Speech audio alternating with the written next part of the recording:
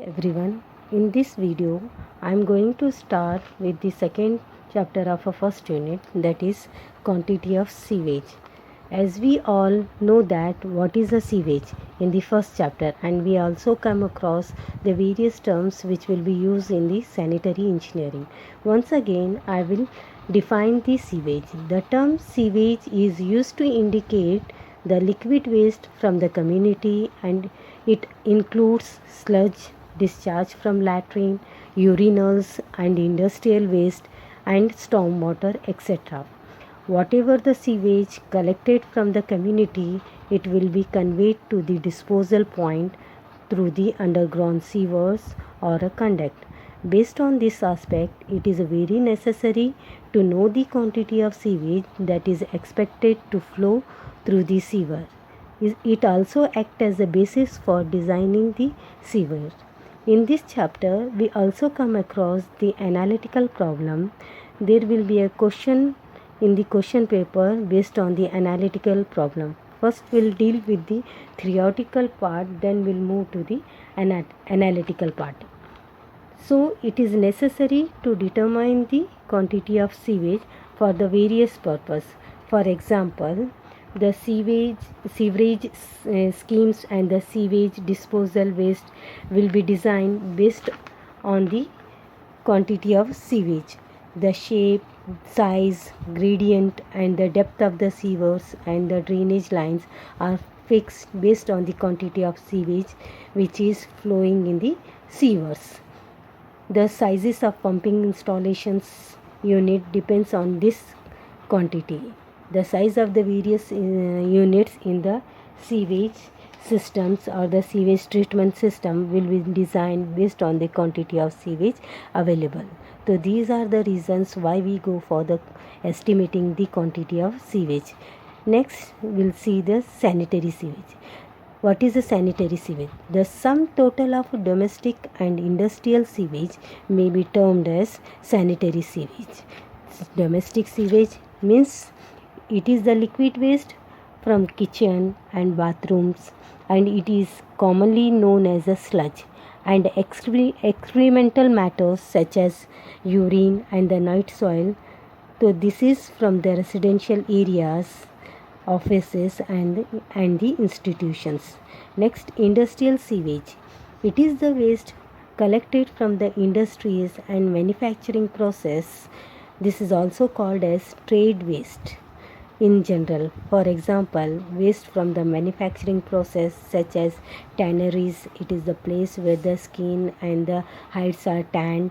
Then the slaughterhouses where the animals are slaughtered, distilleries, mills, laundries, chemical plants, etc., where the maximum utilization of water will be carried out from those industries.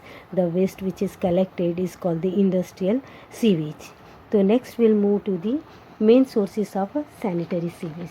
There are so many sources from where the sanitary sewage will be get collected. First one, the quantity of water supplied for the public by the authority for their domestic use. This amount of water after some losses became the sources of sewage and reaches the sewers. So the quantity of water utilized by the utilized for the domestic use by the per head in the houses, those quantity after some losses will get collected in the sewers. So these sewers will be generated from the houses. Then the water with the wastewater from the schools, colleges, bus stands, cinema halls.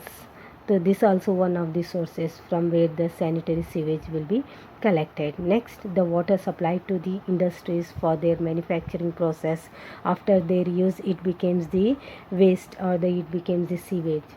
Next, the water drawn from the wells, tube wells by some individual houses for their domestic use.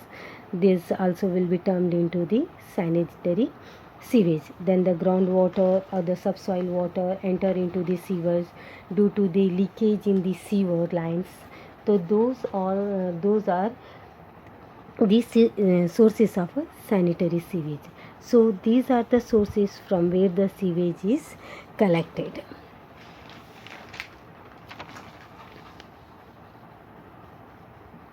Next, we'll move to the factors affecting the sanitary sewage or a dry weather flow. The sanitary sewage or the dry weather flow depends upon the following factors, that is populations, rate of water supply, types of area served, and the last one will be the groundwater infiltration.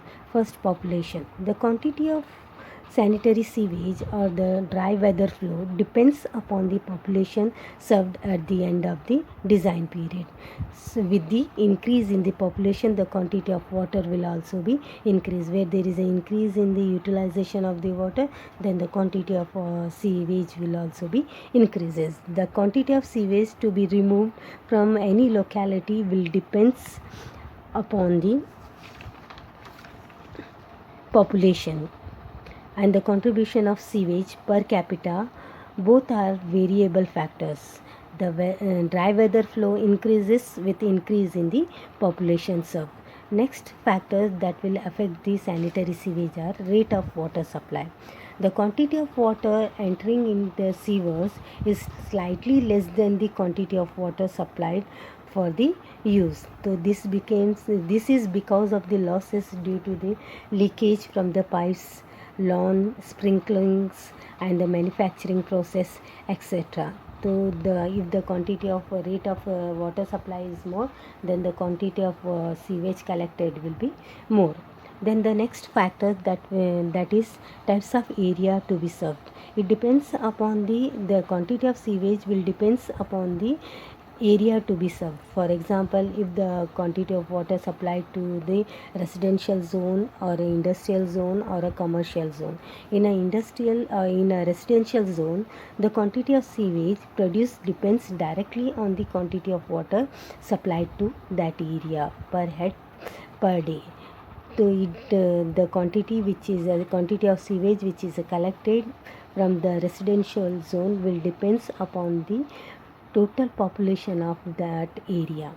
Next, in industrial areas, the quantity of sewage produced depends on their various industrial process, and it differs from and it is a different for the different industries. For it. Next, last factors is the groundwater infiltration. The term infiltration is used to indicate the leakage of water from the ground surrounding the sewers. So the water which is flowing on the surface of the earth will be get penetrated into the ground because of the various reasons. For examples, the quantity of groundwater infiltration will depends on the following factors, such as the subsoil water, the nature and the types of the soil. If the soil is porous, then it absorbs the more water. If the soil is non-porous, then it absorbs the little water or no water. Then it depends on the length of the sewer. If the length of the sewer is more, the quantity of water which is infiltrated into the ground will get collected into the sewers are more. Then the nature and the sizes of sewers and the materials of the sewers which will be used for the manufacturing of the sewers, it will have the directly effect on the quantity of sewage.